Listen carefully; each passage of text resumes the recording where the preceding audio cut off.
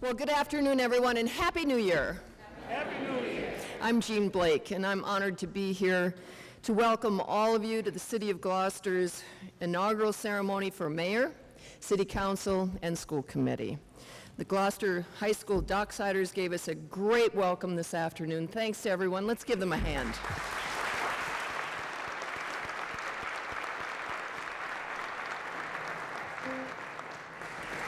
I'm preaching to the choir. You already know that Gloucester and Cape Ann is rich with talent. We'll be hearing from more talented residents throughout our ceremony. The individuals that will be inaugurated today are leaders that we trust to work on our behalf to keep Gloucester moving forward. And we are moving forward. We all gathered here 5 years ago for the first inaugural ceremony of Mayor Romeo Taken. And, okay, go ahead.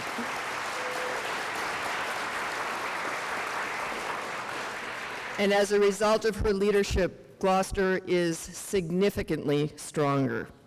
Financially, for sure, and the mayor has brought heart back to Gloucester. She's our godmother, after all, on Facebook and off.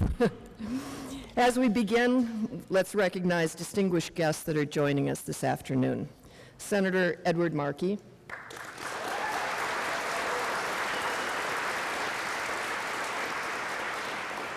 U.S. Representative Joseph Kennedy,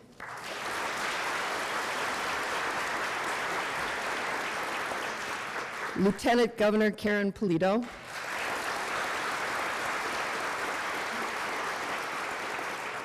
State Senator Bruce Tarr,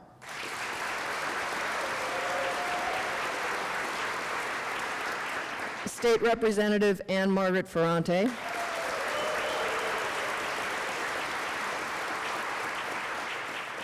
Essex County Sheriff Kevin Coppinger, down in front. And in the balcony, I'm told, I see you, John Bell, former mayor of Gloucester. Hi, Jan. Thanks to all of you for being here today on this beautiful January 1st. So we'll open our ceremony with a beautiful rendition of God Bless America with Alexandra Grace, who is a Gloucester resident and a student at Berklee College of Music. Thank you, Alexandra.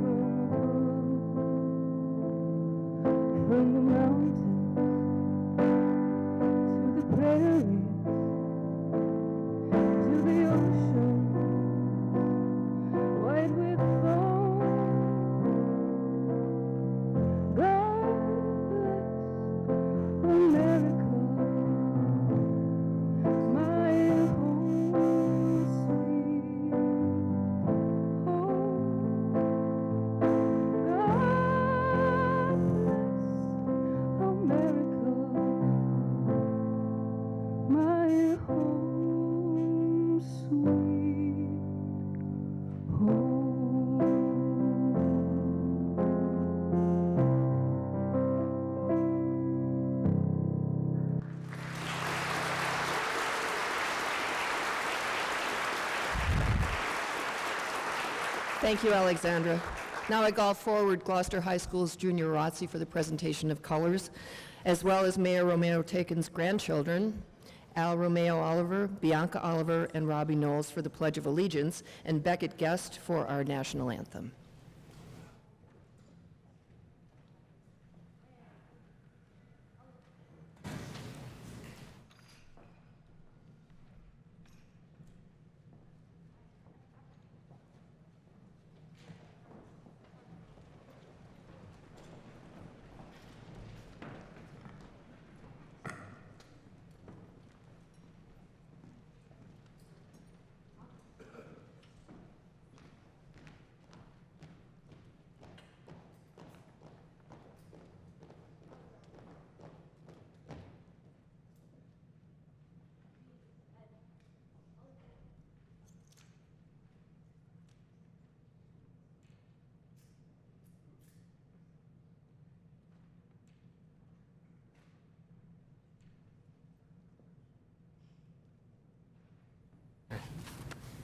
Okay.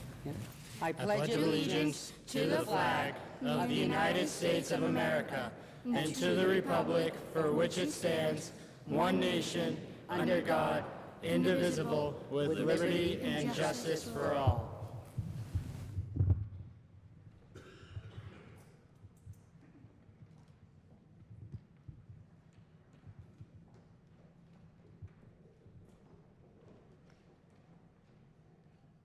Oh, say, can you see by the dawn's early light what so proudly we hailed at the twilight's last gleaming, whose broad stripes and bright stars through the perilous fight o'er the ramparts we watched were so gallantly streaming, and the rocket's red glare, the bombs bursting in air, gave proof through the night that our flag was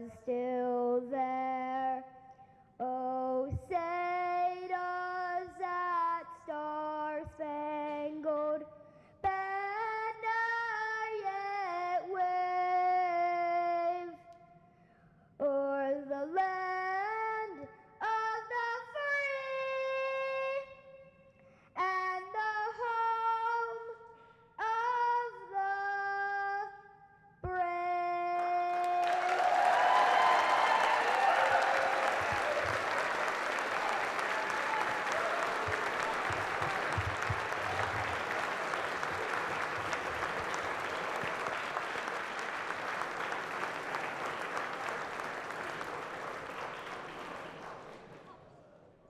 Okay, our very special thanks to AJ, Bianca, Robbie, and Beckett, and of course to the Gloucester High School ROTC.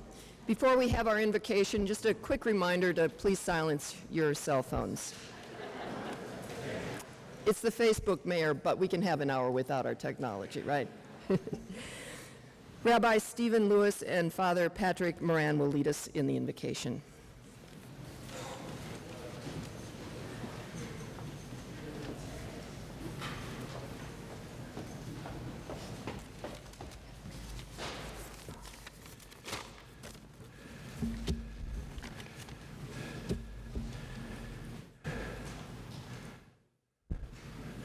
Madam Mayor, electees,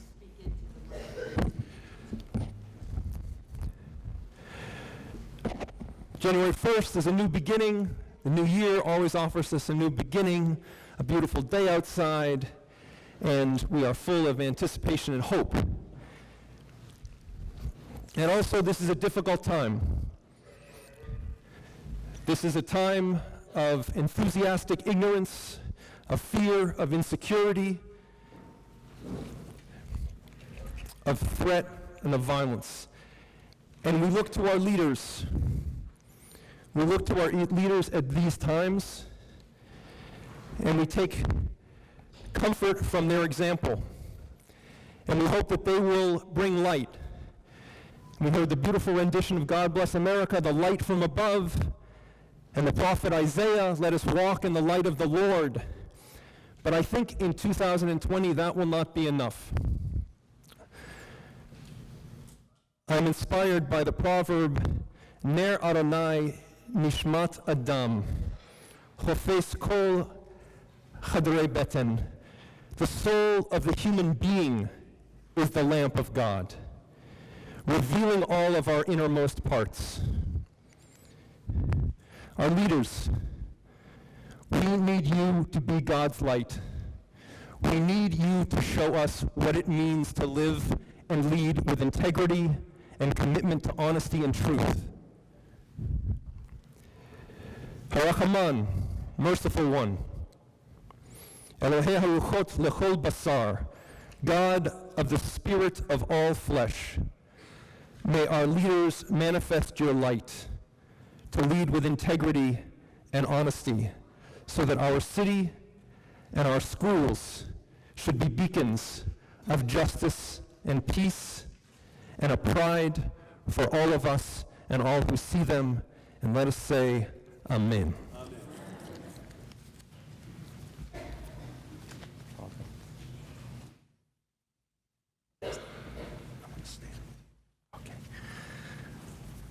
So good afternoon, everyone. I don't know, is it wise to give a microphone to a person from Ireland? But it's a great honor to be asked to represent Holy Family Parish here in Cape Ann, and it's a great joy to be with you. And so in that spirit of praise and thanksgiving to God, as the Rabbi has said, for this new year and all the new opportunities that it offers, we just take a moment in prayer as we gather in the name of the Father and of the Son and of the Holy Spirit. Amen. Lord, you said that when 2 or 3 were gathered in your name, you be there amongst them. So we pray in thanksgiving for your presence, which gives life and hope, peace, joy, consolation, and strength. Pour down your blessings on all who would assume leadership positions. Make them wise, make them good, make them true, make them honest. Bless all the people they serve, that we may grow to be the people you call us to be, a people of kindness, a people of goodness, a people of charity, a people of gentleness. We make this and all our prayers through Christ our Lord. Amen. In the name of the Father, and of the Son, and of the Holy Spirit. Amen. Thank you very much. Thank you. Thank you, Rabbi Lewis and Father Moran. Now Alexandra will sing Sanctuary City. So I was inspired to write this song over Thanksgiving break when all of my friends are home from college. And we were all just sharing experiences over dinner at the Beauport Hotel. And we all kind of came to this conclusion. We all love college and we all love where we moved to, but there's really nowhere to us like Gloucester. It's our safe place, it's our home. And if you think about it, the people that travel from far and wide to Fiesta and to all the other holidays that go around, St. Joseph's Day, it's amazing. Like, this place is literally a sanctuary for people. It's you guys that make it this way. It's Safathia, it's Adam Kookaroo, it's Jen Holgram, it's all of us that make it like this. So I wrote this song called Sanctuary City about that.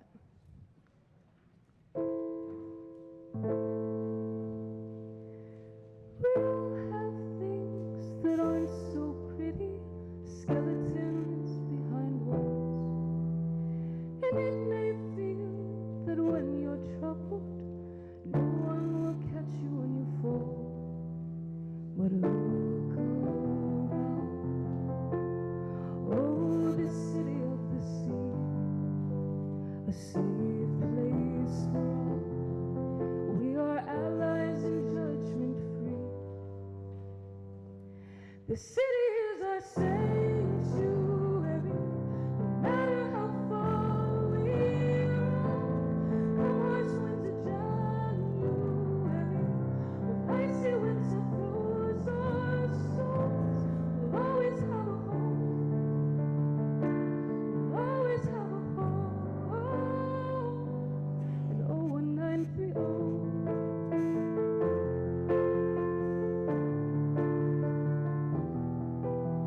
What makes us shine isn't our ocean, pretty places, or even the beach. It's the hearts you'll find among these faces. It's the people who sit in these seats. A familiar face. Oh, she's known you for years. She'll give you strength, make you forget you've even cried tears. The city is our sanctuary, no matter how far we roam. Come March, winter, January, with icy winter flows our souls. We'll always have a home, we'll always have a home. The city is our sanctuary.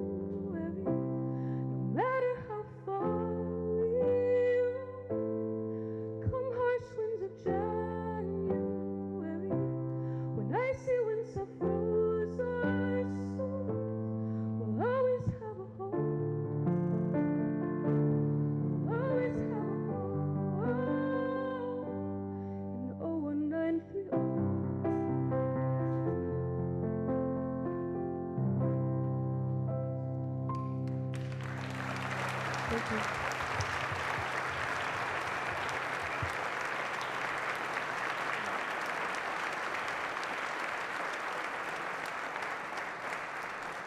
Thank you, Alexandra. Now Amanda Cook will read a poem for Gloucester.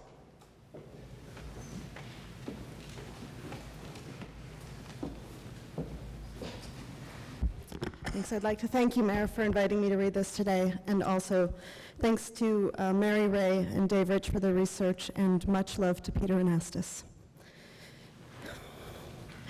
When Samuel de Champlain landed in Gloucester Harbor in 1606, he found a land full of wigwams.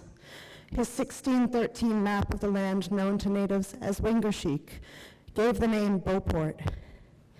Captain John Smith spied this land and called it Tragabixanta, but Prince Charles changed the name to Cape Ann. It wasn't until 1634 that settlers called it Gloucester. In 1623, the Dorchester Company settled at Stage Fort. They left 14 men to winter here. Families came and settled and farmed. By 1750, Gloucester had changed from a farming village to a seaport. The settlement at Dogtown was in decline. In 1840, the population was 6,350, mostly native-born Yankees. But things were changing. By 1850, the Irish came, and the Scandinavians, and the Portuguese, and the Canadians. Fishing was changing. The men who owned the boats stayed on shore. They sold the fish and sold goods to the men fishing. By 1890, the population was over 24,000. The Finns came and worked in the quarries. By the 1910 census, the Sicilians and the Russian Jews and the Lebanese families from Bashari arrived. My own grandfather arrived in 1953. He was a pediatrician and delivered many babies. I was born at Addison Gilbert, but by the time my babies were born, there were no deliveries in Gloucester. Fitzhenry Lane built the stone jug on Duncan's Point in 1850. There were 40 wharves in the harbor. The hill and the streets surrounding his house were filled with homes and businesses, a whole neighborhood. Looking out from Ledgemont Ave above Our Lady of Good Voyage, I can imagine what he saw when he painted. But his Gloucester is not the Gloucester I knew growing up. And the Gloucester I knew is not the Gloucester my children know. Almost half a century ago, Peter Parsons and Peter Anastas published When Gloucester Was Gloucester. The stories they collected, the Gloucester they saved, is a different Gloucester than the one I know, the one we know.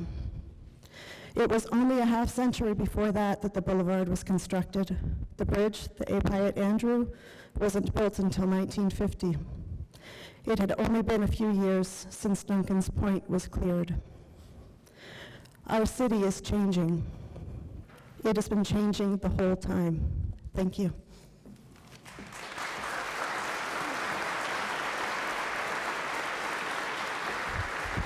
Thank you, Amanda. Before I introduce our first guest speaker, the mayor has asked me to also welcome Eileen Duff, who's with the Governor's Council. Welcome, Eileen.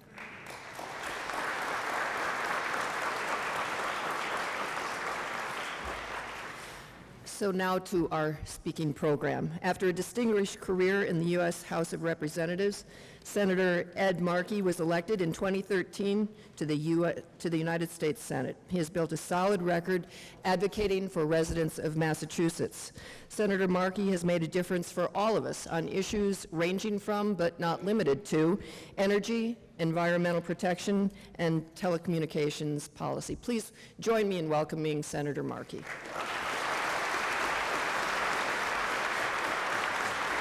Thank you all. Thank you all so much, and thank you all for being here today. Thank you to Congressman Kennedy, Lieutenant Governor Polito for being here on this incredible day, Sheriff Coppinger, Councilor Duff, Representative Ferrante, Senator Tarr, and all who are gathered here today. Congratulations especially to the members of the school committee and the city council who are being sworn in here today.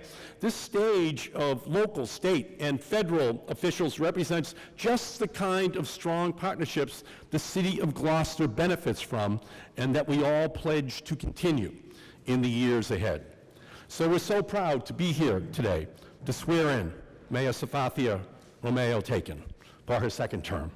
Indeed, this is a great day for the Romeo-Taken family, for Gloucester, and for the people of Massachusetts.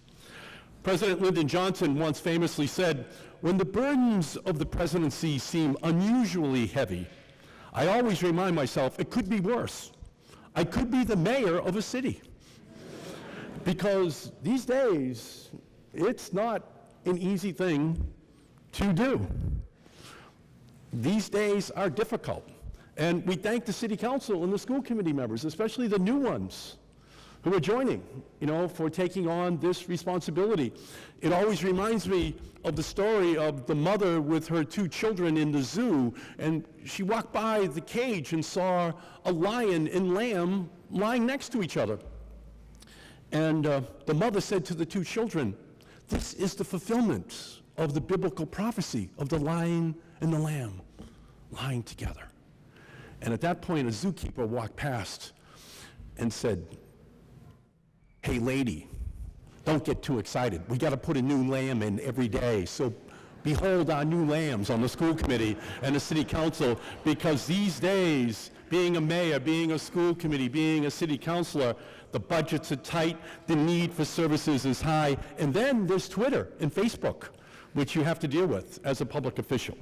And here in Gloucester, there's no shortage of the challenges, but there are also wonderful opportunities. And as the mayor has been confronted by the former, she also embraces more fully the latter, the opportunities. And from that commitment to hard work and excellence, Gloucester will continue to grow and serve as a success story for the entire Commonwealth. When the state was confronted with the epidemic of opioid addiction, it was Mayor Romeo-Taken who embraced what was then a radical idea to treat addiction as disease instead of incarcerating an individual for a witness.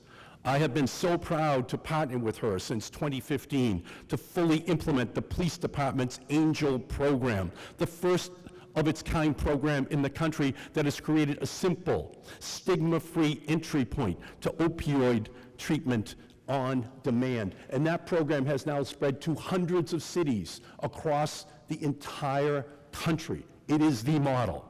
And thanks to the mayor's leadership,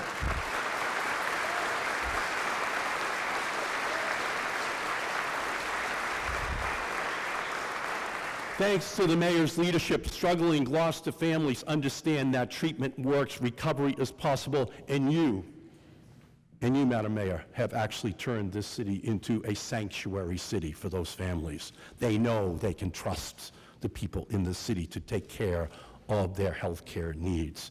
And as a lifelong resident of Gloucester, you understand that when the city of Gloucester is healthy, its families are healthy. That means a healthy economy and a vibrant fishing industry. And that's why we partnered together to secure the federal funding for the Gloucester Harbor and Annisquam River dredging projects. Gloucester Harbor is an economic anchor for Cape Ann and the entire New England region. These investments and improvements will help ensure its future as an irreplaceable natural resource, critical public safety artery, and the vital waterway for commercial fishermen. That is why I was so proud to partner with the Lieutenant Governor, with Bruce Tarr, with Ann Margaret, and you, Madam Mayor, to secure that funding, because we got that job done. The Annisquam money is there. And the fishermen,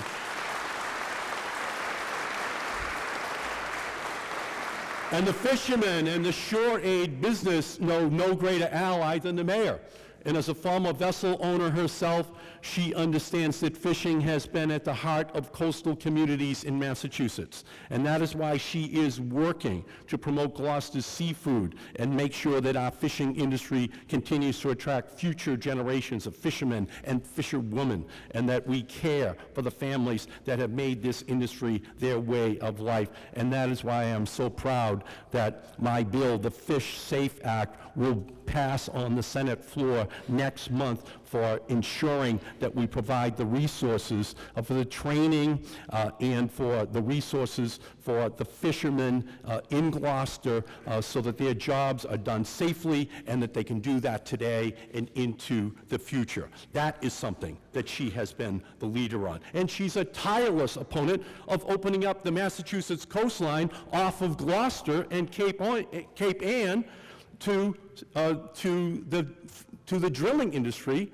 of the oil companies of our country. She knows that we have the most beautiful coastline in the world. And when I had a hearing at the aquarium, when the proposal was made to drill off of this coastline, there was only one witness that I could have to be the first witness to make sure that we did not turn the Massachusetts coastline over to shell oil instead of shellfish, and that was Mayor Romeo Taken. She had to be the first witness at that hearing. As mayor, I know that she will improve the quality of life in every neighborhood and for every family. She will continue to be a city, this will continue to be a city where people want to live, to work, and to play. And she has made it her vision to see what's possible and the political skills that she has to make that happen. And I also believe very deeply that my friend understands what's important is not necessarily to simply find the right answers to our challenges, but to start by asking the right questions. When children are sick, when seniors are cold, when families are struggling, we often ask, is there enough money? This question gets those of us in Washington into so much trouble because it equates making budget decisions with cold calculations. But the mayor knows if we start with the wrong question, we'll likely come up with the wrong answer. We shouldn't ask if we deliver hot meals to grandma and grandpa who are homebound, then can we provide beautiful parks for our children? We shouldn't ask if we provide opioid services, will we be able to have enough money for the remaining health centers as well? We shouldn't be asking, can housing be affordable and can there be enough of it? We shouldn't be asking these questions because the answer should always be yes. And she knows that. That is what her mission has been. She understands that we should all be asking, is there enough compassion in our city, in our Commonwealth, and in our hearts? She understands that all of these questions are just lines in a budget. They are lifelines, however, to the families of Gloucester. As Mayor Safathia knows, these challenges aren't about finding compensation, they are about providing compassion. When we provide treatment to those suffering from mental health issues or addiction, we're providing compassion to the sick. That is who she is. When we give home heating assistance to a senior citizen, we're providing compassion for those who are cold. And yes, when a small business raises its voice over unnecessary red tape, and we're providing compassion to the engines that drive our economy and create jobs. In the days, in the weeks, in the months, and the years ahead, Madam Mayor, I know that you will wake up every morning and think about what you need to do to serve the great people of Gloucester the best way you can. At least after you've had some coffee and breakfast at George's Coffee Shop. Then you're ready to go. And as we move forward into this new year, I'd encourage all of us to start our days with this one question. Is there enough compassion in this community today? And can we create more? The answers we seek for our people, for our Commonwealth, and for our country can be found in that one question. The late, great Boston Mayor Tom Menino said, the true privilege of being a mayor is that I have the opportunity to be everyone's neighbor. Well, Gloucester's mayor is the greatest neighbor one could ever have. And I want to offer my most sincere congratulations to you, Madam Mayor, to your husband, Matthew, to your entire family. I'm so proud to be here today, and I know that your brother, Anthony, would be too. In the way your daughters are proud, in the way your grandchildren are proud. Madam Mayor, we are all the beneficiaries of your service and your passion that you have chosen to dedicate so much of yourself and your career to politics, and public service is a gift not just to families of Gloucester, but to everyone who recognizes that when women lead, society is better for it. In 2023, Gloucester will celebrate its 400th anniversary. Safathia, you are exactly the kind of mayor that needs to create a city for the 21st century and for the next 400 years that is healthy, fair, safe, and prosperous for all of its people. I look forward to working with you and the people of Gloucester towards that goal in making Gloucester the best community in the United States of America. Congratulations, Mayor, on this great achievement.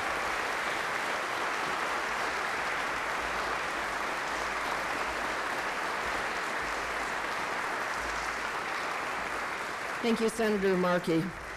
After serving as an assistant district attorney in Massachusetts, Congressman Joseph Kennedy III was elected in 2013 to the U.S. House of Representatives, where he's a powerful voice for social and economic justice. Congressman Kennedy has built a strong legislative agenda around issues including, but not limited to, affordable health care, vocational training, livable minimum wage, mental health, and addiction. Please welcome Congressman Kennedy.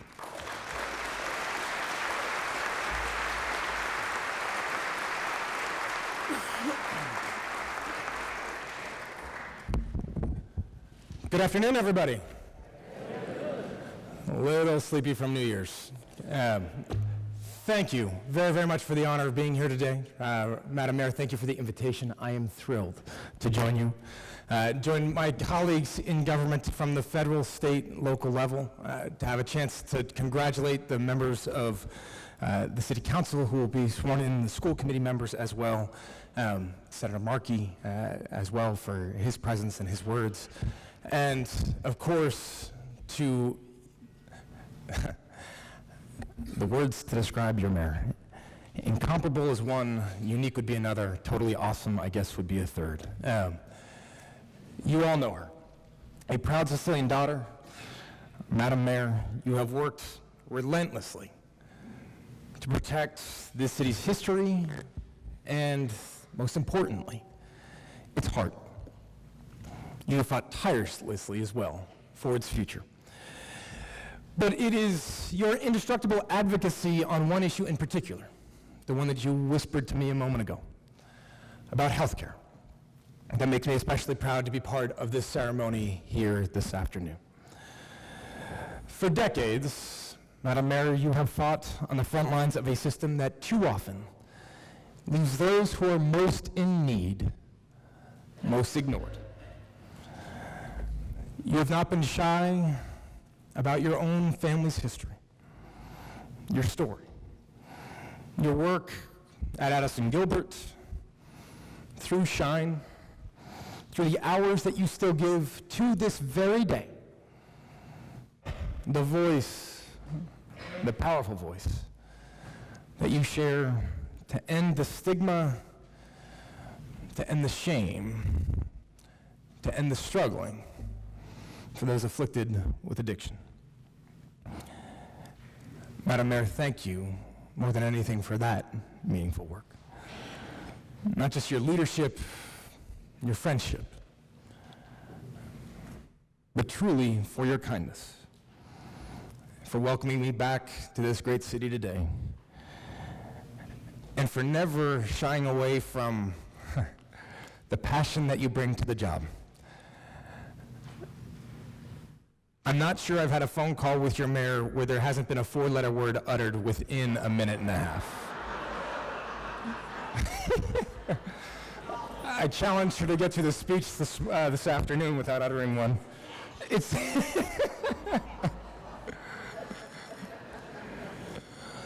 But at a time when so many doubt what politics can be, when politician has become a pejorative, it is that passion, that fight for dignity for all of us and everyone among us that you bring and that you exemplify. And I am so grateful and honored to be here today. Madam Mayor, congratulations to you.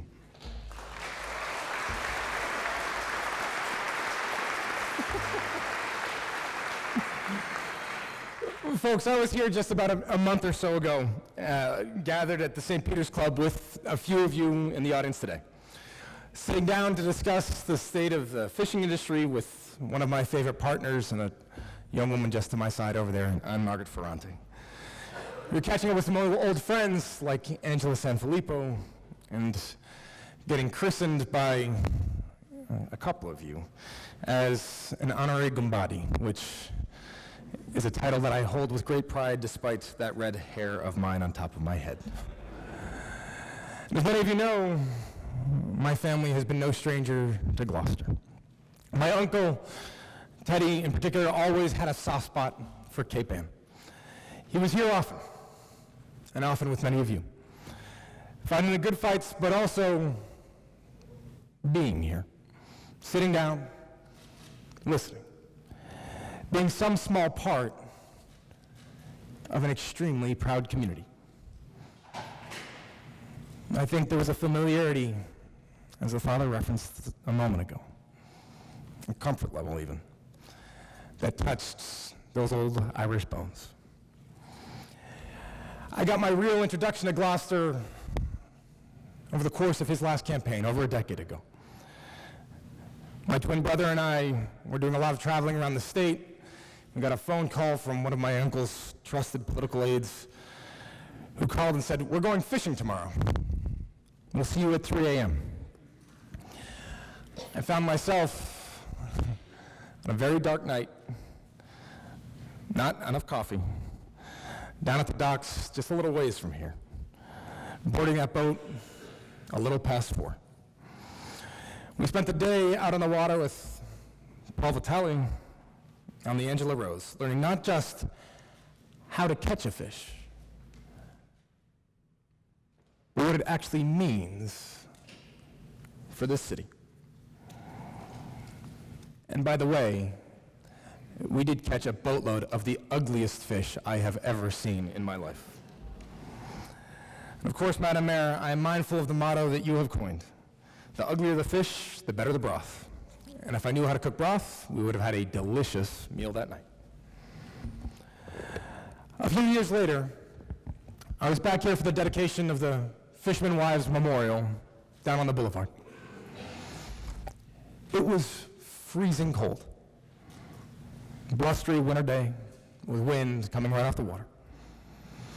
And a community that was out in full force to pay homage to those who had fought and worked and lost so that we all might flourish and fight another day. And here's what I'll say about Gloucester. This is a city that knows what it means to sacrifice. But all that devotion, that work, that effort, that sacrifice has forged a bond in this city that more than any innovation, diversification, development, new growth, or big idea, it is that bond that charts your path ahead. In the past few years, since being elected to Congress, I've spent some time traveling around the country, campaigning for folks I believe in and for causes that I care about. I've been to almost every corner of our nation, from Arizona to West Virginia, Washington State to South Carolina, El Paso, Detroit, Chicago, South Bend, and Scranton. And I cannot tell you how many times over the course of those travels I find myself thinking about this city, about your home. And while the places may be different, those who call them home share more than you might expect. There are the conversations about what it means to have a place in your blood, about how hard it is to carve out a space of your very own, for you, for your family, and how hard you will fight to protect it once you do. about a home that is more than a home, an identity, a way of life, a sense of pride from generation to generation. And how right now, those feel too precarious for far too many. These are our stakes, our work and our fight in the year ahead. From this City Hall to our State House, from our school committees to the United States Senate. To prove to our people and every proud community that their government still has your back, that we can take better care, that we can do more, that we can fight less, that we can listen deeper and act faster, that we're not so divided and disillusioned that we cannot come together to fight for what matters most to all of us in our brief time here on earth. Family, time, presence, home, a place and a people that you can call your own. And I know more than anything, that's what your mayor and the dedicated public servants up on this stage pledge to do every single day. Madam Mayor, thank you for welcoming me to your city today. To everybody else, enjoy your holiday. And here's to our best year yet. Thank you.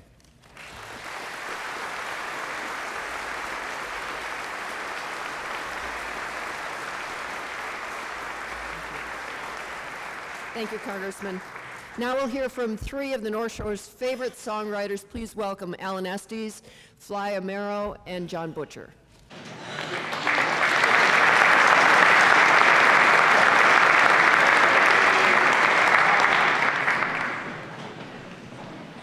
For the holiday season, we invite you to give the gift of feet. Wait, fish is a four-letter word. John Butcher, Fly Amaro, you guys dress up pretty good. Wrote this song after reading the book by Joseph Crowley, The Lone Voyager, Howard Blackburn.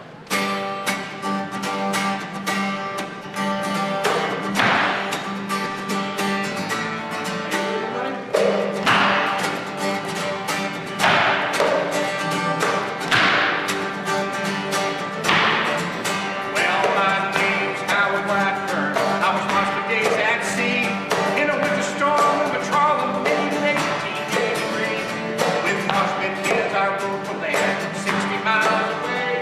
Or Tom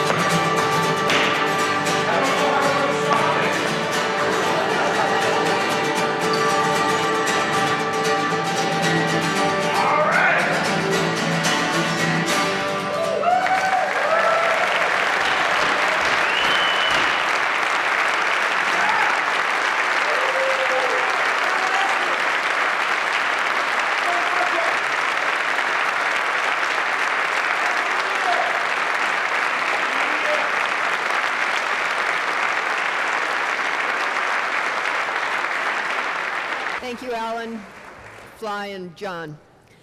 Lieutenant Governor Karen Polito is elected as the that's a tough act to follow, Lieutenant Governor. I don't know about that. Our Lieutenant Governor was elected as the 72nd Lieutenant Governor of Massachusetts in 2014 after serving 5 terms as a state representative. As chair of the Seaport Economic Council, Lieutenant Governor Polito works with coastal communities to drive sustainable growth. And she is a leader in the Commonwealth in its continuous efforts to enhance the vitality of all of our communities. Please welcome our Lieutenant Governor.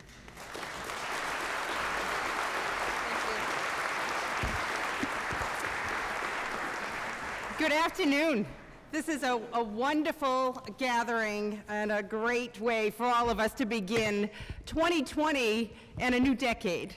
And I'm just so honored and happy to be here in the great city of Gloucester to celebrate a few different things, including the swearing in of our mayor and your elected leaders here in this city.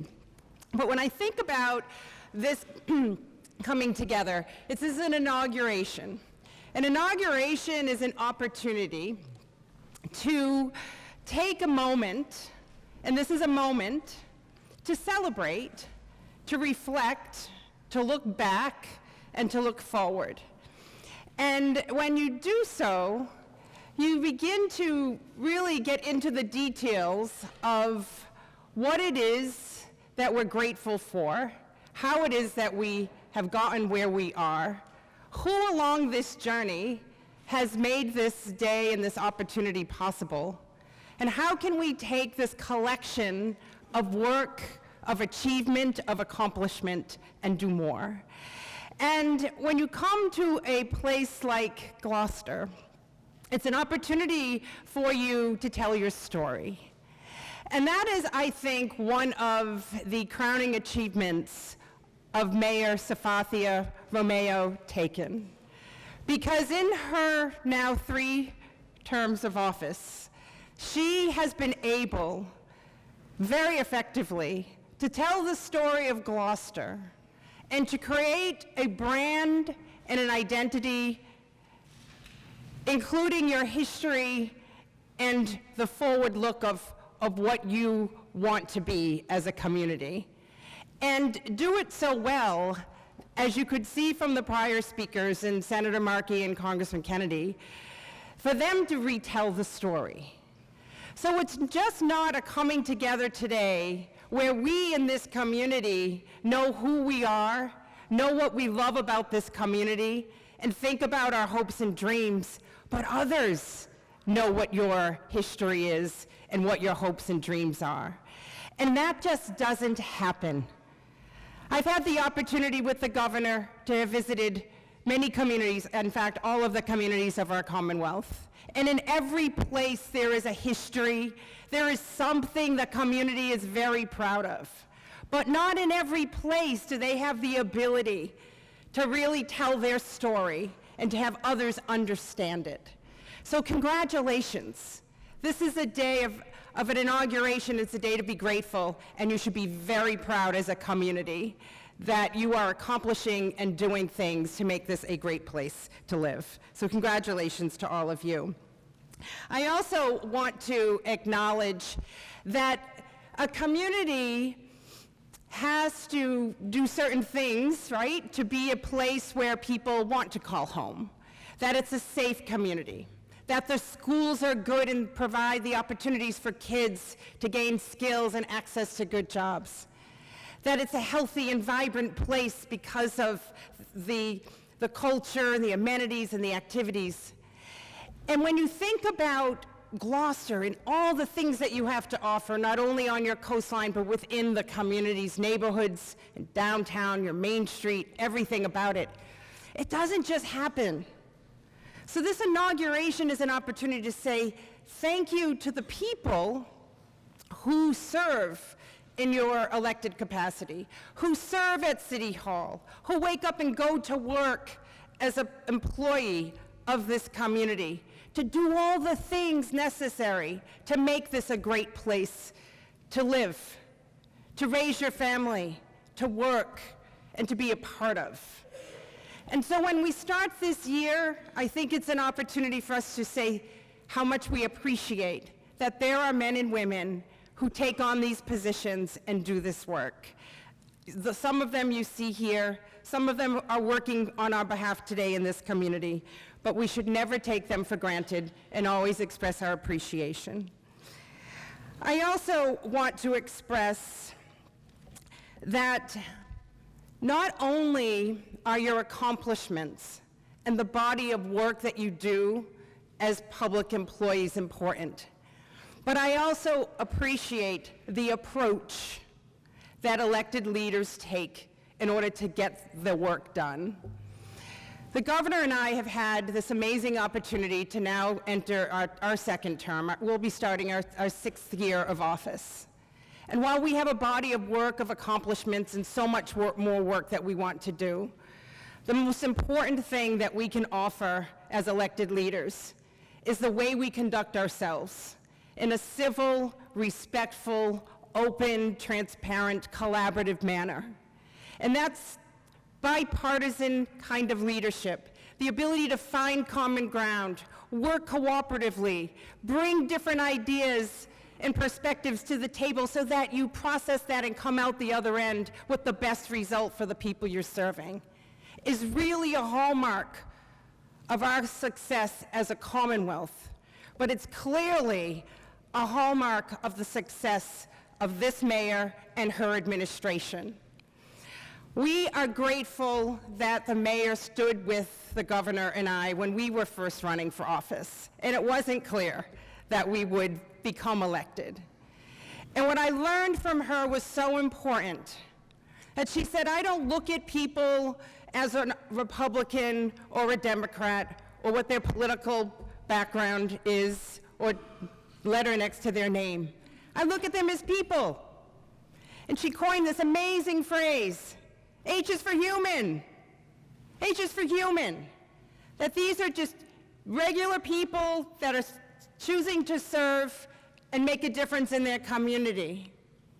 And every single decision that this council, this school committee, and this mayor makes and is a part of on behalf of the people of this community today and in the future affects people.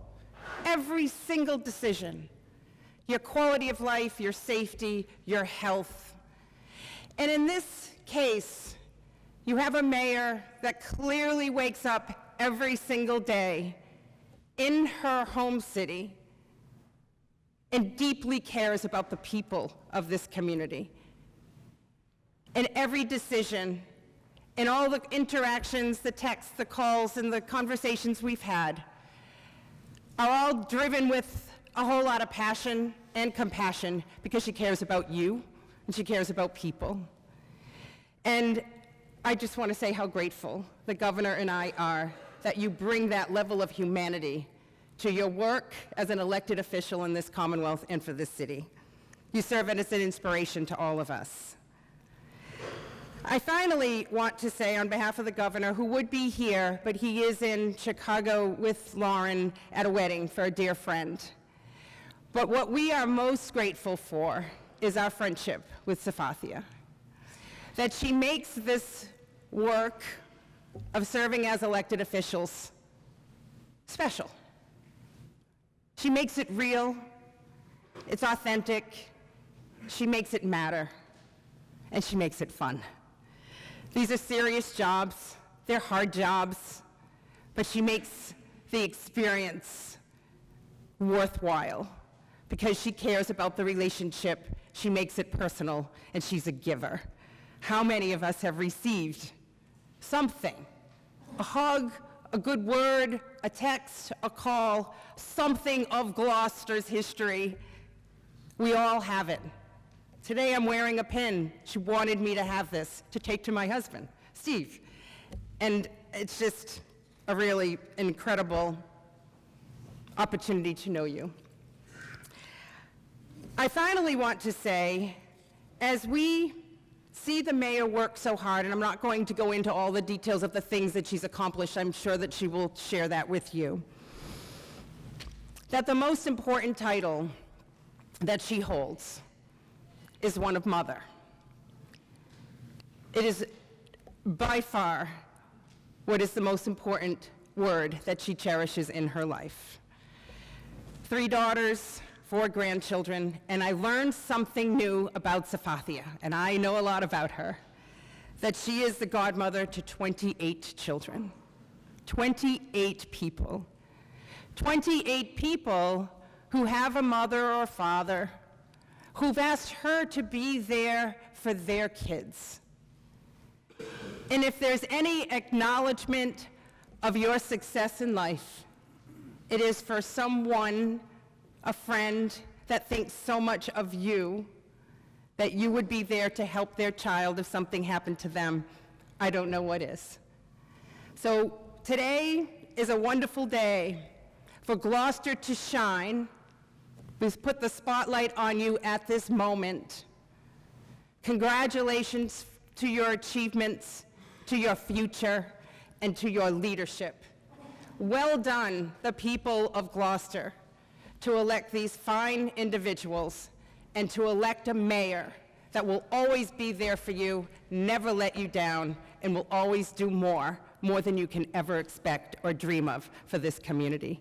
God bless you, Mayor.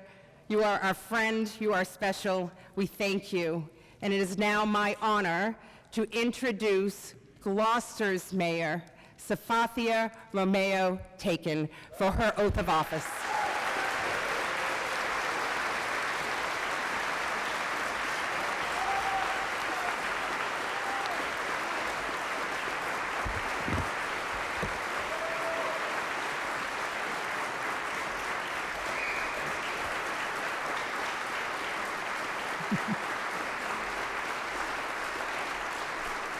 Thank you, Lieutenant Governor. And now, the oath of office, beginning with Mayor Safathia Romeo Taken, and it will be administered by City Clerk Joanne Senos and also Jim Destino, the Chief Administrative Officer and friend to the Mayor.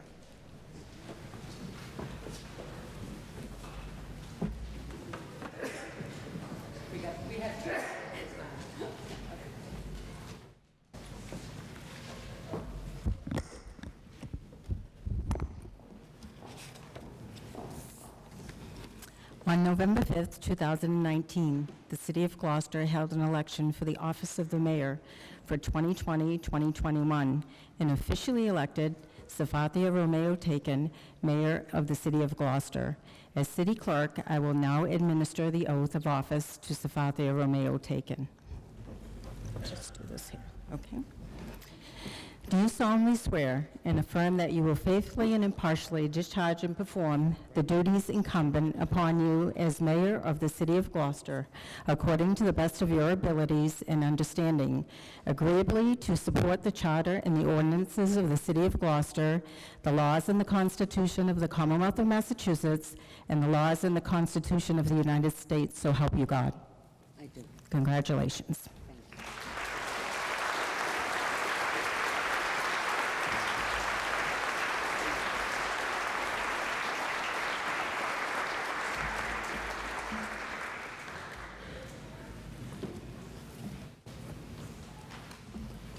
And the 4-letter word was cash. Or fish. Thanks, Alan.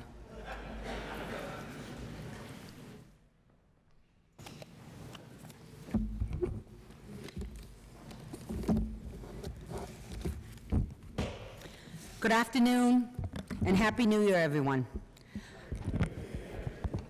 I would like to thank you for coming and for once again putting your faith in me as your mayor.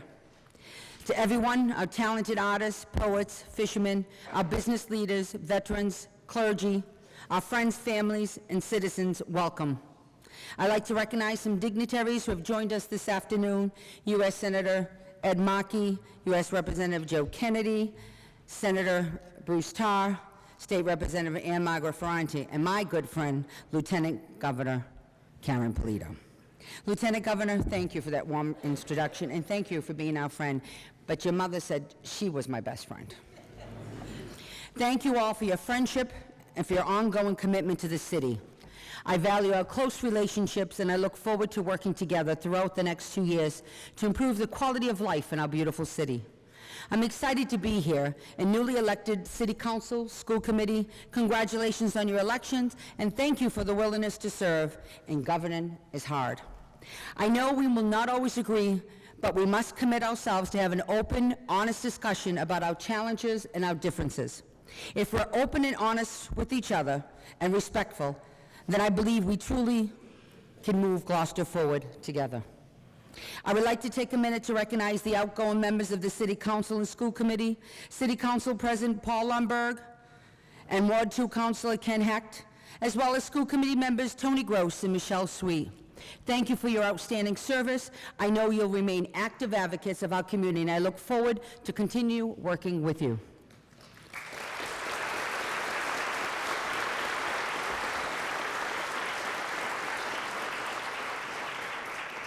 I also want to extend my gratitude to hundreds of volunteers who served over the years on our committees, boards, and commissions.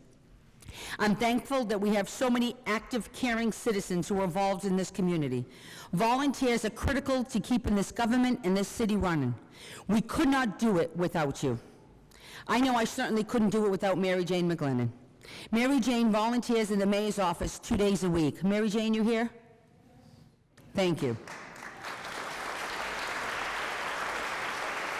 She's a former board of directors for the Grace Center and is someone who's involved and truly loves this community. She offers so much in the operation of my office, our city, and I'm lucky to call her my friend. We need more people like Mary Jane.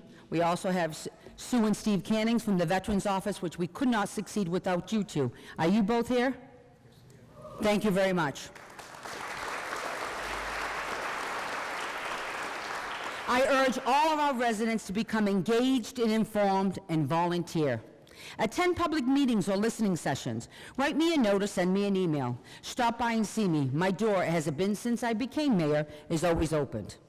Every citizen in Gloucester has a seat at our table. To the municipal leadership led by Chief Administrative Officer Jim Destino and city staff, I sincerely thank you for your hard work and your dedication. I've said many times before, we are a family. We have each other's backs, love this city, and that truly is what matters. Thank you.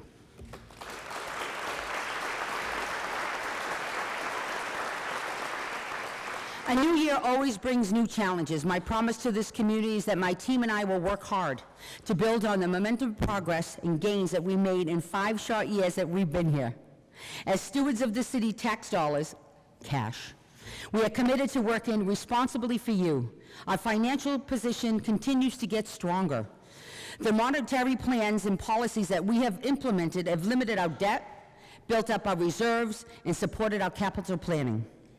As promised, we've developed a long-term plan to address the needs of our city buildings. The recommendations that we've received are now the framework for a 20-year facility plan that we have already begun to roll out. In the next 2 years, you'll see significant work being done at the police station, the high school field house, security upgrades at our schools, City Hall, and the visitor center. We'll continue to work and to look to ways to improve the city's aging infrastructure and been working very hard in the different wards for the city. Under the supervision of our Department of Public Works, significant work has been done on the Magnolia Pier, the Stacy Boulevard railings replacement, the Avis Murray tennis courts, the Lanes Cove seawall, just to name a few. There's so much more to come. Completing the Trash Street sewer upgrades, road improvements that will be funded by our new cannabis industry, and recreational boating opportunities at the currently under construction improved Harbor Master's office. Late last year, with the help from the Polito, I put you first, Polito and Baker administration, and our federal, thank you, Senator Markey, and local delegations, Ann Margaret and Bruce, our Harbor Master's office, Jim Destino. Without you, it really couldn't have been done. To secure necessary funding to support federal maintenance dredging project to the Annisquam River. Bruce Tabb made a joke when we were doing this at the Coast Guard and saying, when he was born, he looked out the window and said, that's going to be needed to be dredged. Finally, before your 50th birthday, it's done. Dredging is currently underway, in which will restore the use of the river for commercial fishermen and correct the shallow channel depths that limit the ability of search and rescue vessels. The economic development of the public safety implications is substantial, and the project's benefits will be profound. We have significant investments in information technology that provide more convenient and useful functions for our citizens. Viewpoint, Gloucester's online permanent center and See-Click Fix. Our infrastructure reporting platform have been online and available for a couple of years now. As we work to create more customer-friendly tools, we're excited that we'll launch, a redesigned website in the first quarter of the year. The new website will make navigating city government much easier.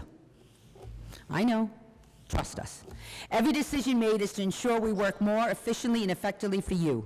My vision for Gloucester is centered around you and each and every one of you.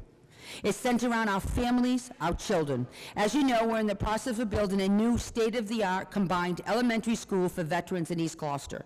The schools in our city are aging, and we now have the opportunity to give our children the tools that they can use to succeed, to build their own future, and doing so to help Gloucester thrive. In the coming months, we'll continue to have the discussion on this best decision for Gloucester's residents, Gloucester's parents, and our wonderful community. We believe that this can be done strategically and cost-effectively. I will remain active, engaged, and member of the school committee, focused on the overall improvement of our children's education. As most of you know, Dr. Richard Sapphire will be retiring at the end of the school year. Dr. Sapphire, thank you for all you've done for our school and our children. Dr. Sapphire.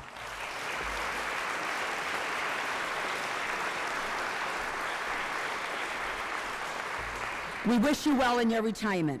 In the coming year, we'll work together to hire a new school superintendent. Before that process begins, I want your input on what you want in our next educational leader.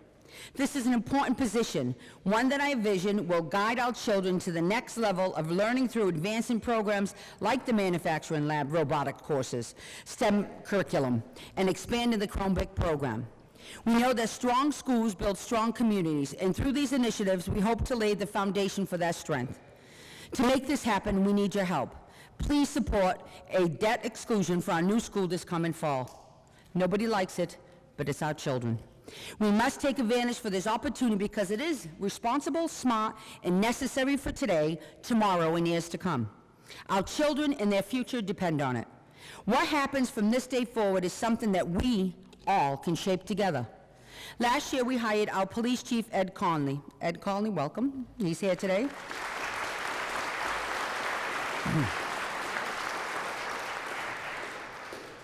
Our police department has a long history of creative problem solving. Chief Conley is a new, innovative leader who is working tirelessly to create structure and accountability in the police department while building trust within the community. Gloucester, as you know it, is a compassionate and caring city. We recognize that caring for one another, and it's everyone's responsibility. Chief Conley has formed a new community impact unit that will expand the department's efforts around addiction, homelessness, mental health, and community engagement. To support this work, we've created a new position, a community health navigator in the police department. The civilian position will act as an outreach agent to link substance abuse patients with healthcare providers, financial assistance, and transportation. I'm pleased to announce that Tito Rodriguez has been hired to fill this important role. He joins the Gloucester team.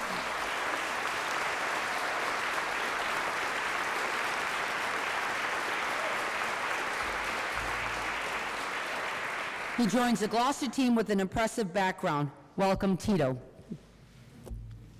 We know you'll do the great work. Tito will engage some of our most high-risk residents and guide them to services they so desperately need. You know where I came from. Healthcare is my passion. I'm always looking for ways to leverage opportunities for citizens to obtain the services they need for better physical, emotional, and psychological well-being. Working together with our Board of Health, thank you, Karen Carroll. Working together with our Board of Health, we have recently launched Cape Ann Seniors on the Go, an initiative to increase healthy food access and opportunities for physical activity for low-income older adults in our community. I'm not looking at you, Roseanne, because you're older. I'm just looking at you because I want to be like you when I get older. Amazing volunteer. Since October, residents of all Gloucester Housing Authority neighborhoods have been provided free transportation on a 16-passenger ADA-compliant bus operated by Cape Ann Transportation Authority, CATA, to better access healthy food and fitness locations. We work closely and collaboratively with CATA and its new administrator, Felicia Webb. Felicia? Thank you. Felicia recently joined the Council on Aging of the Board of Directors, so we know she'll identify and solve important transportation needs for all our citizens, but especially our seniors. I continue to advocate for youth mental health, and I'm very vocal about the need of more discussion, funding, and treatment services. This will remain a priority with our recent Strategic Prevention Framework Partnership for Success Grant, award totaled more than $1 million from the Federal Substance Abuse and Mental Health Services Administration. The grant will assist our health department in preventing substance abuse disorders and proven access, we all know, to mental health care at a local level. Over the next 2 years, we'll work on outreach and assessment with our regional youth providers and youth counselors as we look towards creating and implementing policies to ensure trauma-informed services. Also, thank you to the sheriff that's here, because his office is working closely with our office, and so is in the DA Blodgett. Thank you so much. It's very important. As we always said before, if we don't stop the mental health crisis, we're not going to stop the opioid crisis, and we don't want them in their jails. A strong local economy benefits us all. As the leader in the region in the blue economy, Gloucester will work with our partners, the EDIC, the Cape Ann Chamber of Commerce, and UMass Amherst Gloucester Marine Station, to assess how current North Shore blue economy areas are performing and where should the focus and investment for future sustainable growth. Gloucester is perfectly positioned for this effort and updated our harbor plan as an important local step in the process. Gloucester's harbor is the most valuable asset, making, and we will, planning for its future central to all economic and community development. I also want to thank Val Nelson and Damon Cummins for meeting with me monthly on these issues. To more volunteers, thank you very much.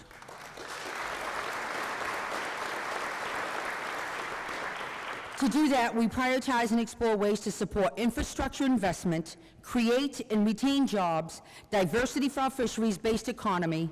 The success of GMI has opened the door to the city pursuing life sciences clusters for marine research along with our harbor. We are currently pursuing several strategies to encourage life science development, including the installation of a fiber network that would create necessary technology infrastructure.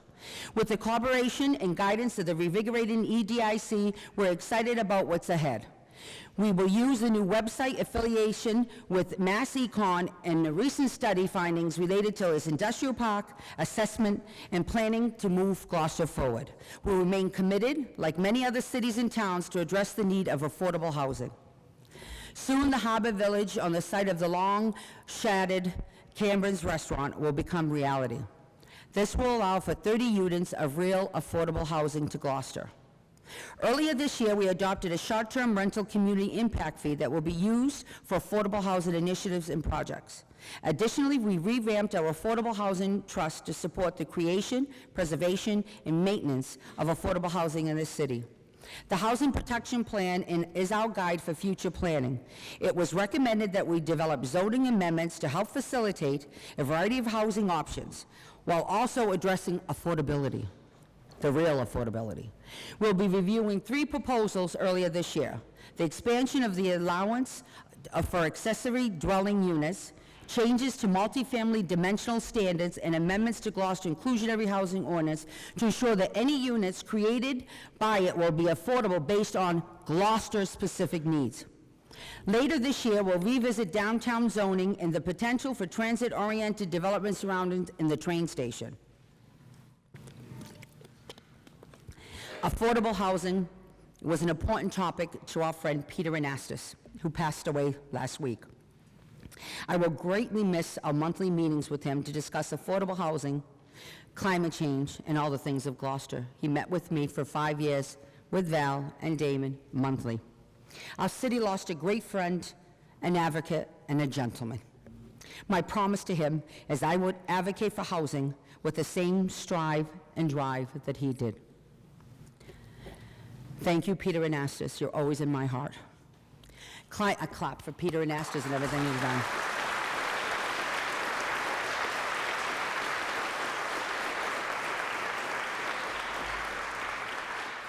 Climate change and coastal vulnerability remain challenges for our community. We have taken a proactive approach to advance smart growth policy to adapt and alleviate the effects of climate change. As MVP community, we have developed an action-oriented resiliency plan. This will help map as we implement plans to make our community better prepared. Gloucester is entering our 10th year as a green community. We will continue to look for ways to lower carbon footprint for our buildings and infrastructure. Currently, we're performing lighting upgrades at our middle and high school, modernizing our heating and cooling controls in the high school. We also expanded the opportunities for electric vehicle charging throughout the community with an additional station going right at the high school this spring. Gloucester continues to pursue projects to increase resilience in our public infrastructure.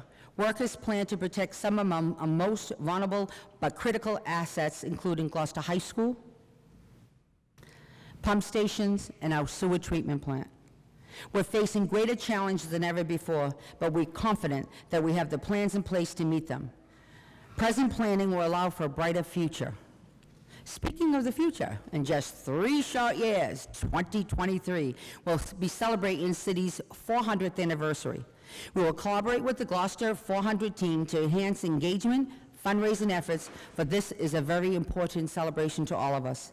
The committee, driven by volunteers, you hear that word, needs to be input. They need our input, expertise, passion for our city, because we all have it.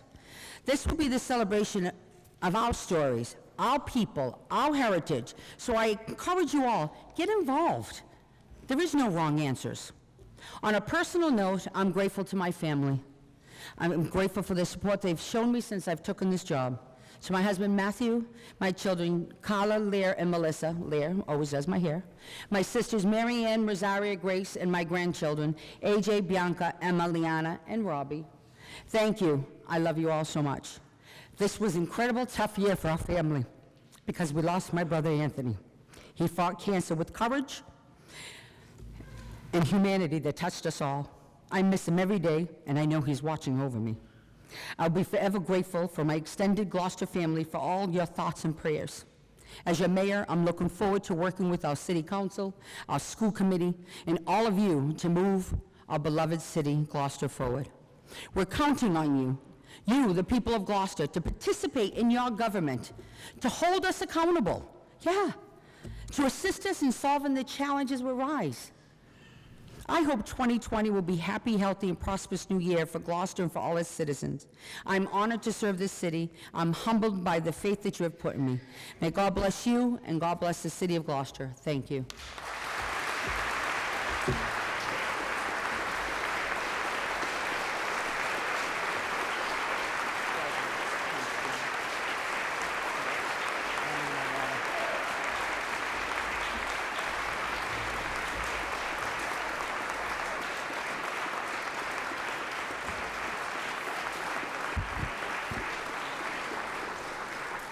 Now we'll continue to highlight Cape Ann talent, and it's worth noting that our next performers are Marina Evans, who is a Cape Ann native, and her husband, Bernardo Baglione, who was born and raised in Italy. What perfect representation for our mayor today.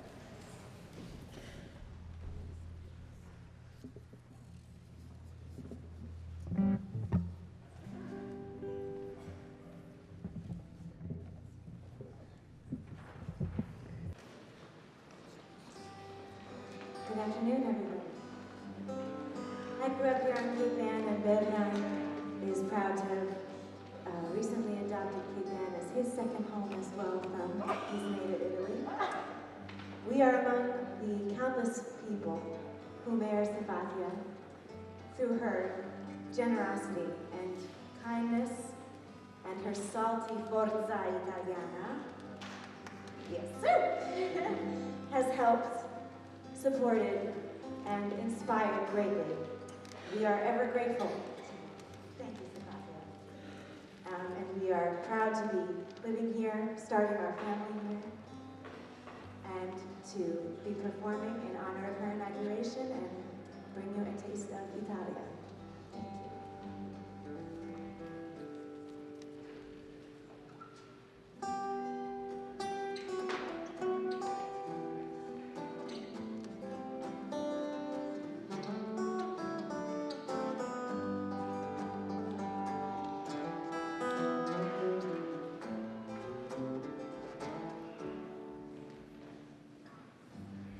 quando sei qui con me, questa stanza non ha più pareti ma alberi, alberi infiniti, quando sei qui vicino a me, questo soffitto viola non esiste più, io vedo il cielo sopra noi, che restiamo qui, abbandonati come se non ci fosse più niente più, niente al mondo suona un'armonica, mi sembra un organo che vibra per te e per me, su nell'immensità del cielo.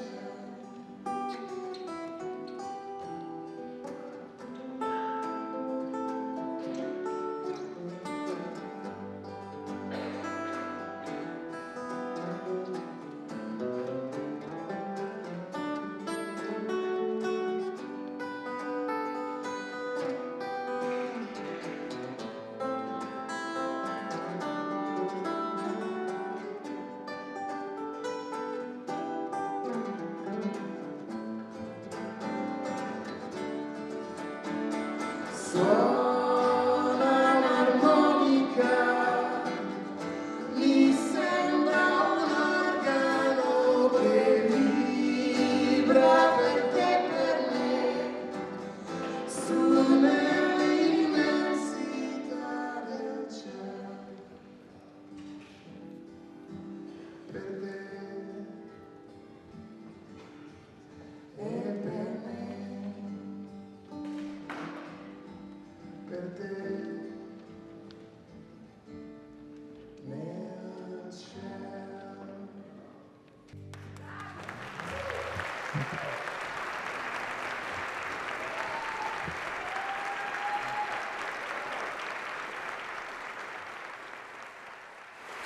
Thank you, Marina and Bernardo. We'll now continue with the oath of office for the City Council members-elect, and they will be sworn in by City Clerk Joanne Sinos, followed by the convening of the first meeting of the 2020-2021 Gloucester City Council.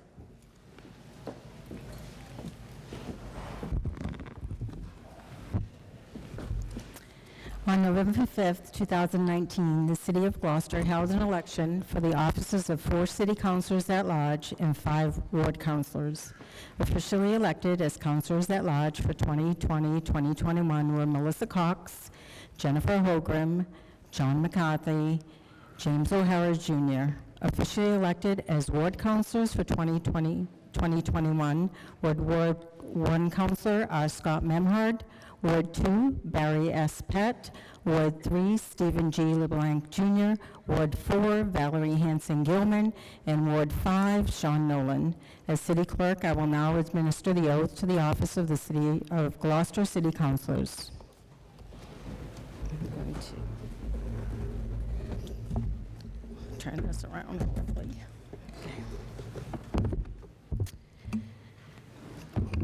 Do each of you solemnly swear that you will faithfully and impartially discharge and perform all the duties incumbent upon you as City Councilor according to the best of your abilities and understanding, agreeably to support the Charter and ordinances of the City of Gloucester, the laws and the Constitution of the Commonwealth of Massachusetts, and the laws and the Constitution of the United States, so help you God?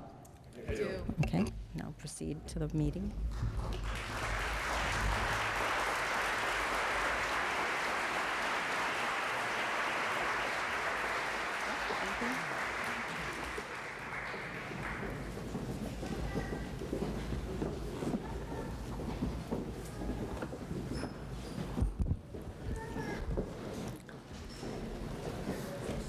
Congratulations, councilors. So they will be seated to elect the president and vice president of the council.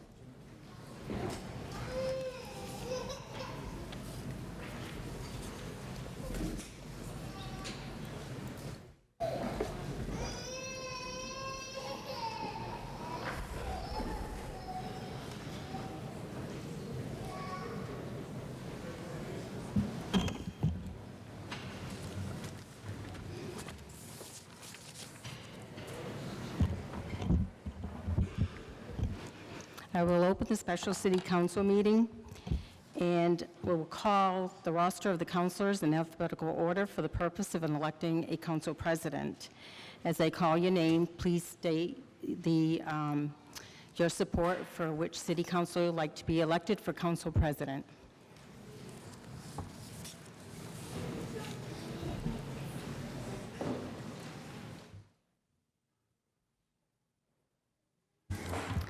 Councilor Cox.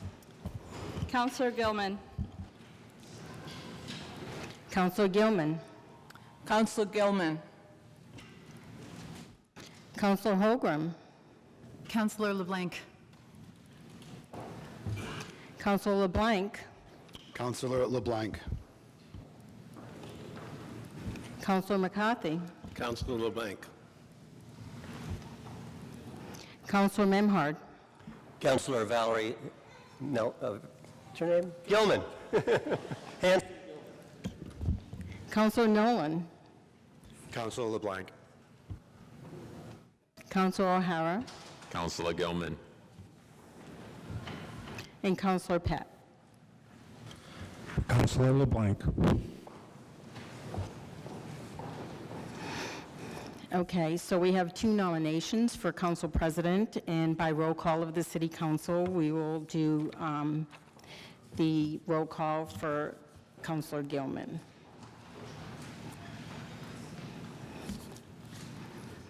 Councilor Cox. Yes. This is for Councilor Gilman. Councilor Gilman? Yes. Councilor Holgram? No. Councilor LeBlanc? No. Councilor McCarthy? No. Councilor Memhard? Yes. Councilor Nolan? No. Councilor O'Hara? Yes. And Councilor Pat? No. Okay, now we're going to move on to the nomination for Councilor LeBlanc as council president. There were 4 in favor for Councilor Gilman and 5 opposed. Councilor Cox? No. Councilor Gilman? No. Councilor Holgram? Yes. Councilor LeBlanc? Yes. Councilor McCarthy? Yes. Councilor Memhard? No. Councilor Nolan? Yes. Councilor O'Hara? No. And Councilor Pat? Yes. Okay. The city council vote for the council president were 5 in favor, 4 opposed. Councilor LeBlanc is the newly elected council president. Congratulations.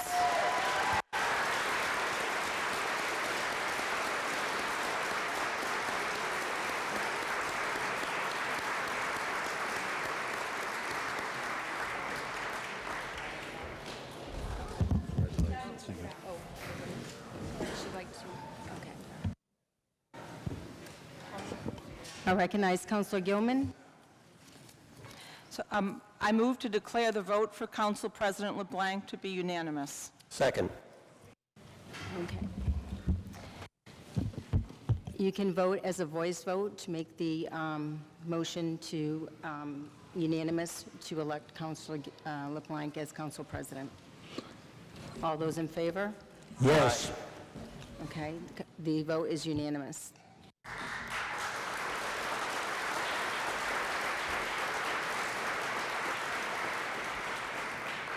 I apologize, I didn't hear you. There was 1 opposed. No? Yes.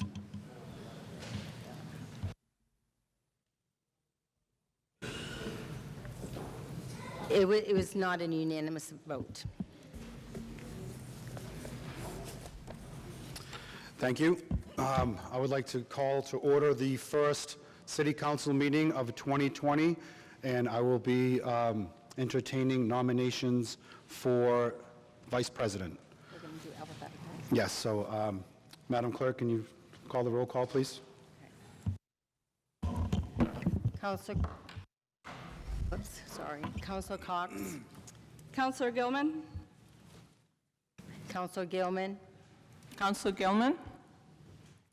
Councilor Holgram? Councilor Gilman. Councilor LeBlanc? Councilor Gilman. Councilor McCarthy? Councilor Gilman. Councilor Memhard? Councilor Val Gilman. Councilor Nolan? Councilor Gilman. Councilor O'Hara? Councilor Gilman. And Councilor Pat? Councilor Gilman.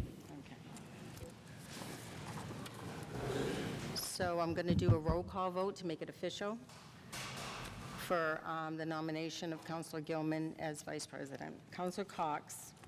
Yes. Councilor Gilman? Yes. Councilor Holgram? Yes. Councilor LeBlanc? Yes. Councilor McCarthy? Yes. Councilor Memhard? Yes. Councilor Nolan? Yes. Councilor O'Hara? Yes. And Councilor Pat? Yes. So on a unanimous roll call vote, Councilor Valerie Gilman is Vice President of the City Council.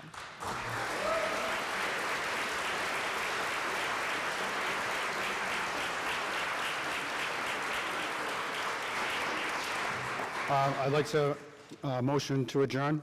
Oh, hold on. Okay. No, then I go up there. Motion to adjourn? All in favor? Aye. Aye.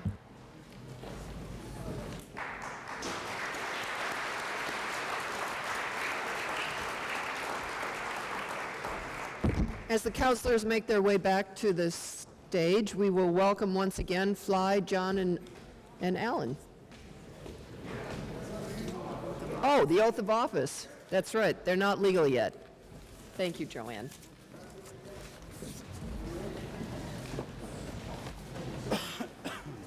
Thank you. Thank you. Thank you, Jen. Thank you. Ooh, sorry. Thank you.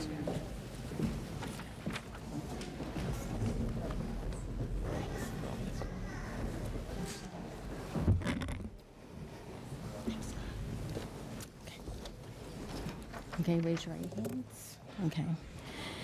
Do each of you, having been duly elected as President and Vice President by the City Council, solemnly swear that in addition to the oath that you have already taken, will faithfully and impartially perform the duties of the Council President and Vice President according to the best of your abilities, agreeably to support the City Charter, the laws and the Constitution of the Commonwealth of Massachusetts, and the laws and Constitution of the United States, so help you God? I do. Congratulations.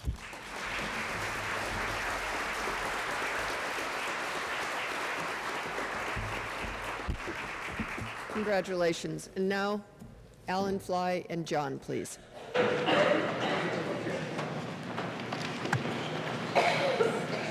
Join you up here.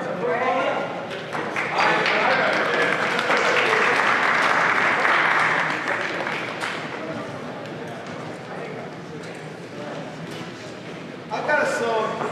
Are you with me out there? Yeah. I have a song for my catalog by Jordan Group, which I think is appropriate for our 5 years of benefits. Okay? And I'm going to encourage you to sing along, okay? Sing along. Oh, you go.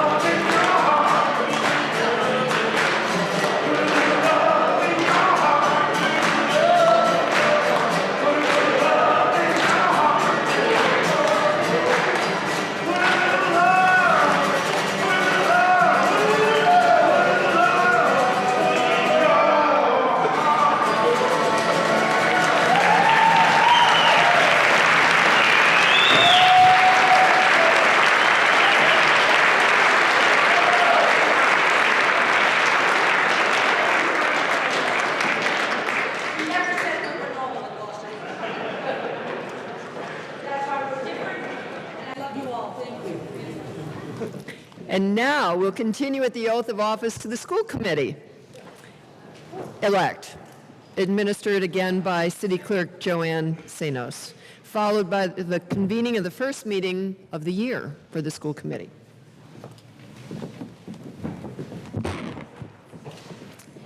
On November 5th, the City of Gloucester held an election for the office of 6 school committee members. Officially elected as school committee members for 2020-2021 were Kathleen A. Clancy, Joel Favazza, Jonathan Pope, Melissa Joy Textera Prince, Samantha Verga Wanson, and Laura B. Weeson. The mayor shall serve as the seventh member of the school committee. As city clerk, I will now administer the oath of office to the City of Gloucester school committee members. Okay.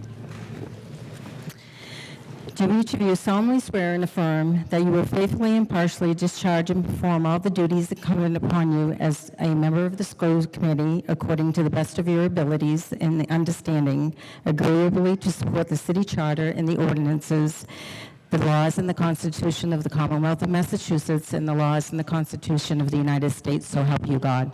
I do. Congratulations.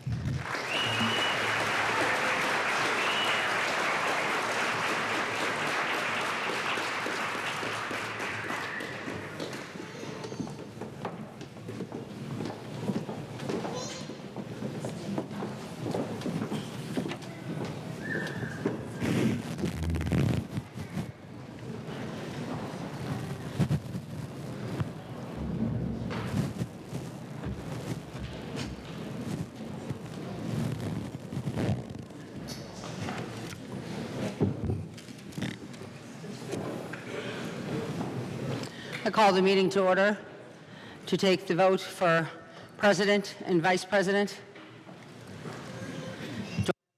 Invocation on the floor. I would like to make a motion to elect Jonathan Pope as the chair of the school committee. Second. All those in favor? Roll call. Joel Favazza. Laura Weissman. Yes. Samantha Watson. Yes. Kathy Clancy. Yes. Melissa Texera Prince. Yes. Safathi Romeo Taken, yes. Jonathan Pope. Yes. By roll call vote, unanimous vote. Congratulations, you are now council president. Please take over.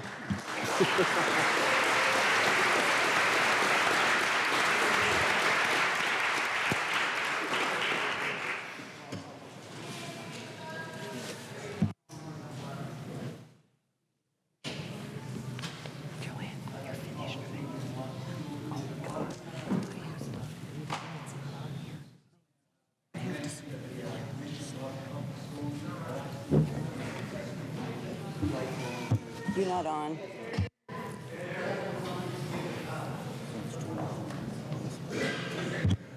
Okay,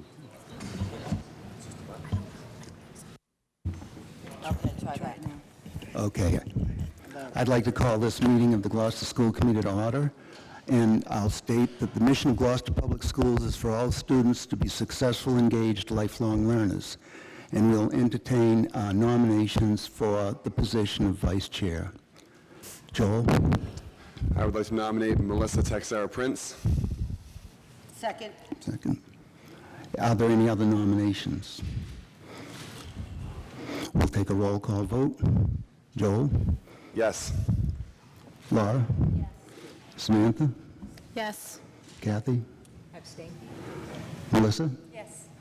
Safathia? Yes. And Jonathan? Yes. By a vote of six in favor and 1 abstention, Melissa Texera Prince is the vice chair.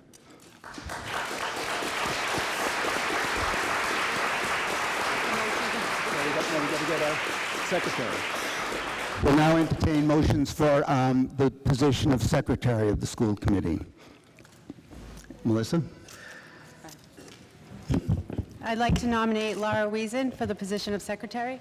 Second. Second. Are there any other nominations? Roll call vote. Joel? Yes. Laura? Yes. Samantha? Yes. Kathy? Yes. Melissa? Yes. Safafia? Yes. Jonathan? Yes. Do we have a motion to adjourn? Yes. Second. All in favor, say aye. Aye. Aye. Thank you.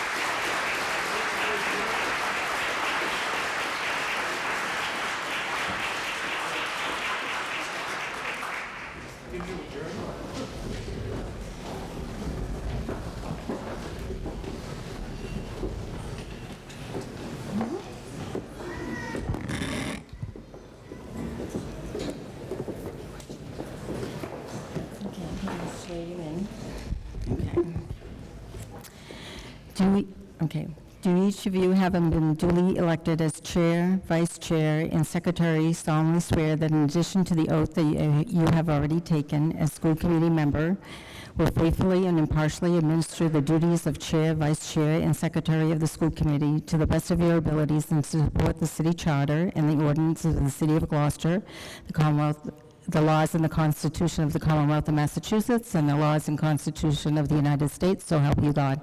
I do. Congratulations.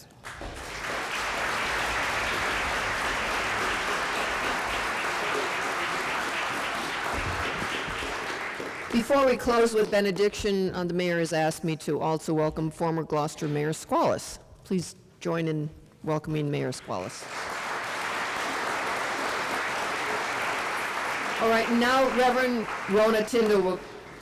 I'd like to do something different because I wouldn't be here besides without my family, but my staff. Every city employee who was here, can you stand?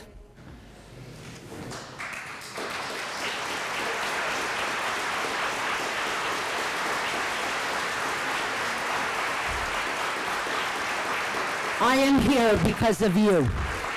We work together, we work collaboratively, we work to make this city, and all our volunteers that are here, we could not succeed without you. You work with us, you make us, and I want to thank my staff. Jim, all of you, thank you, because I know you have to deal with some of the things that, the four-letter words, so it's not just cash all the time, but thank you so much.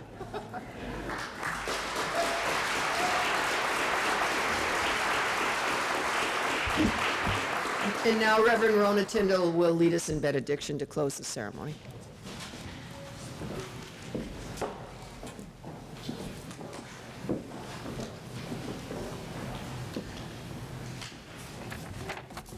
I want to commend all the speakers today for resisting the impulse to start your remarks with a minister, a priest, and a rabbi walk into City Hall.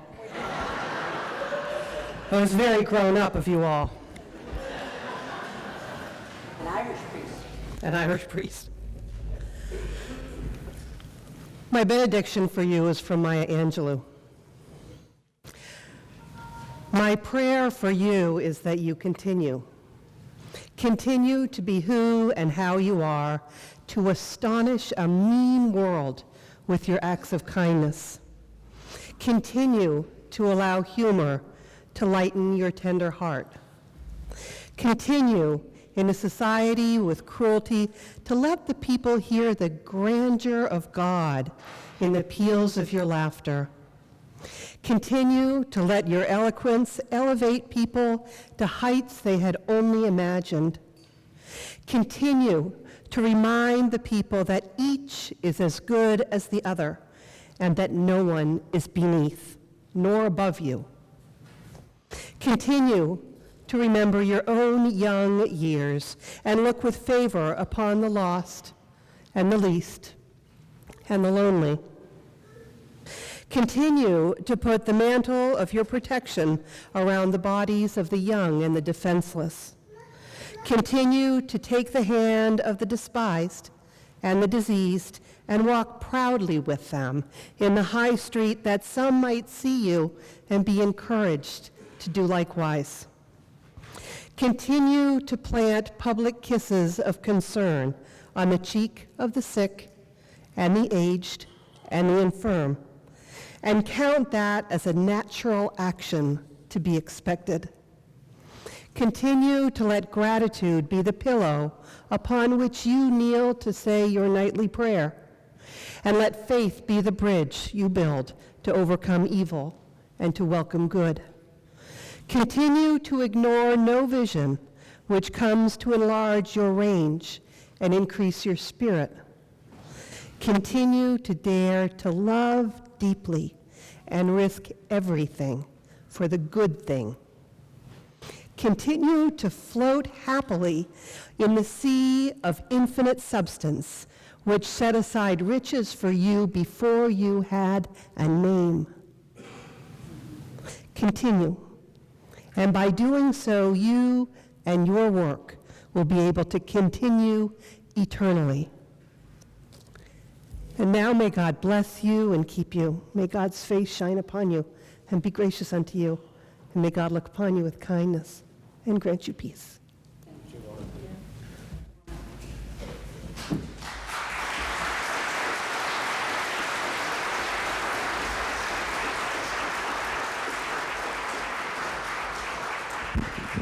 So let's just close with one giant final applause for our newly sworn-in elected officials.